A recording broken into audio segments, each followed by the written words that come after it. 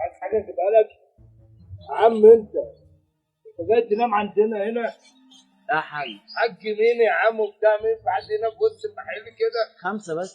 5 دقايق و10 دقايق يا عم قوم يا عم انت يا عم قوم يا حاج قوم يا عم حاج ايه تنام في محلات الناس تنام وحد الله بس. لا اله الا الله انا افهمك على حاجه. فهمني انا ابويا كان ايه يا عم الراجل جاي ينام في المحل ليه في ايه؟ افهمكم يا جدعان. فاهمني. انا كنت قاعد في الشقه ابويا كان مسافر جبت وليه كده ابويا جه فجاه قفشني انا وهي قال لي اطلع الله بره الكلب يا ابن الكلب بره. من ساعتها بقى لي 3 ايام نايم في الشارع. المحل اللي قدامك ده واللي جنبه نمت فيهم امبارح.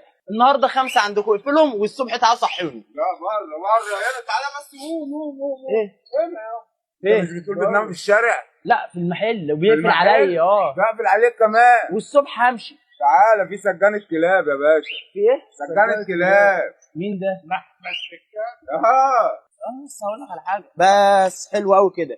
هعملها مخده وانام. حلو قوي. تعالى بقى كده.